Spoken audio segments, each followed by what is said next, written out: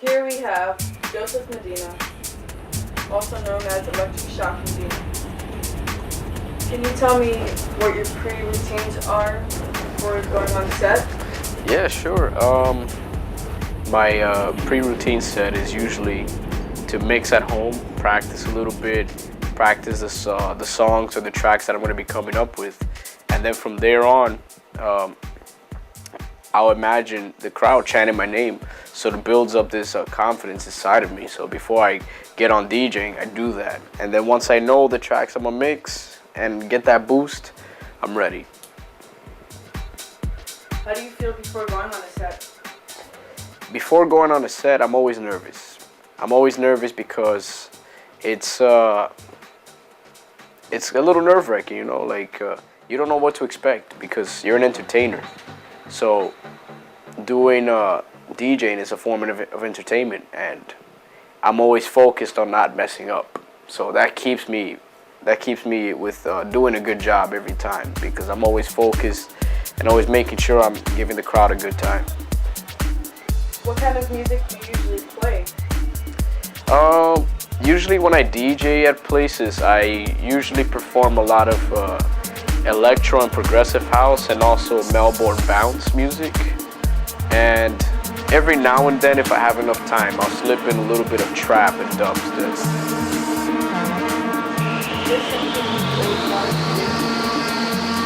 Funny thing is, DJing wasn't something I always wanted to do as a kid. All I wanted to do growing up was just make music and play the piano.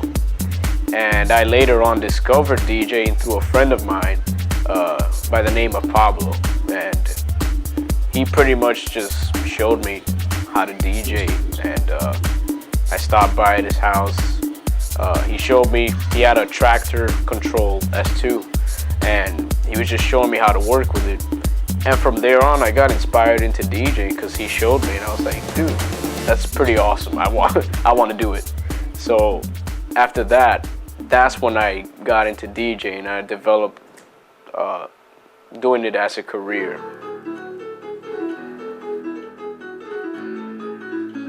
Oof. My inspiration to get me into music was I listened to a lot of Mozart as a kid, primarily because his style of playing the piano is kind of how I play the piano. I like to play with a lot of fast riffs. And also, when I got into music production, what inspired me to get into music production was three artists: Timbaland, Chris Brown, and Maroon 5.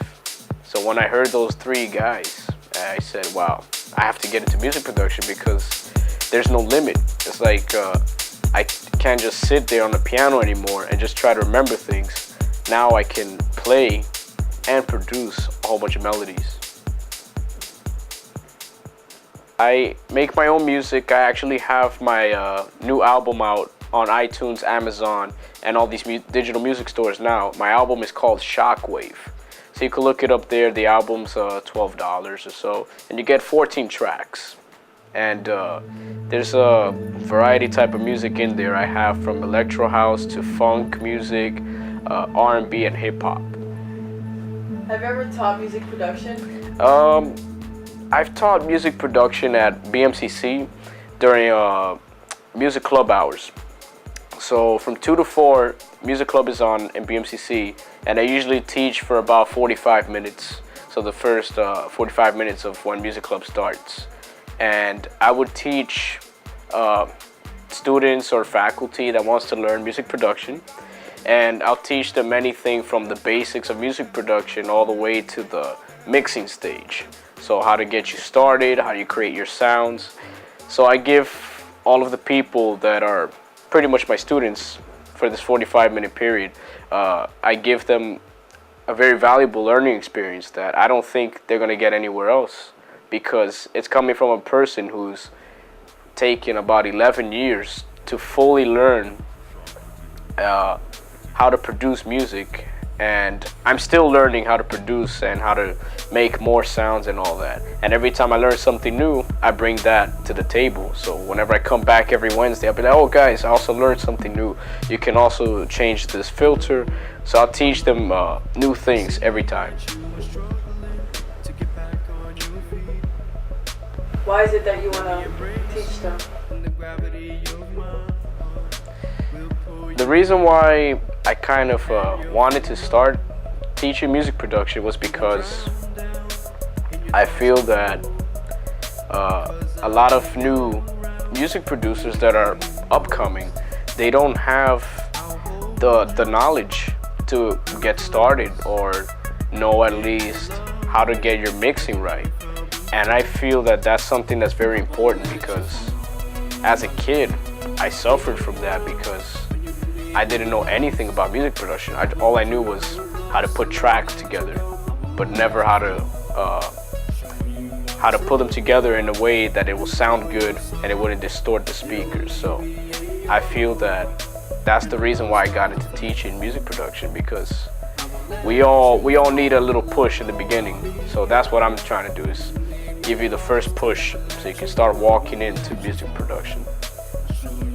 An advice that I would give to all musicians, music producers, DJs, and sound engineers is that never ever give up.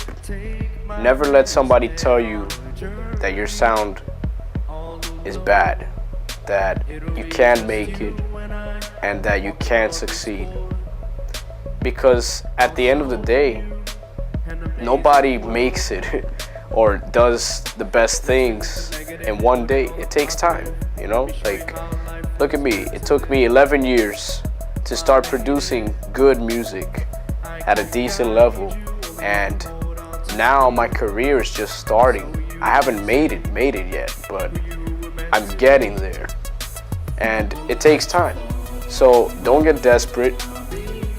Stay focused. Don't let anything distract you, and always stay on your game. If you feel that you can't do something, look it up online, learn about it, and also ask friends. If you have friends that are into what you're doing with sound, music, or film, ask them questions. Sometimes you can go out and see what they're doing, like what type of music are they making, what type of films are they shooting. Always look around, ask questions, and learn, because learning is what's going to help you succeed. Always learn. And if you fail, don't give up after you fail, because failure is part of success. Because if you don't fail at least once, how would you know what it's like to succeed? You know, failure is important. It plays an important role in successful people's lives, because that's where you learn how to become better. And if you don't learn how to become better, you will never know the things that you can achieve. So that's my advice to you guys. Thank you for taking this time to answer my questions and giving some information. Yeah, thank you for coming through. I really appreciate it.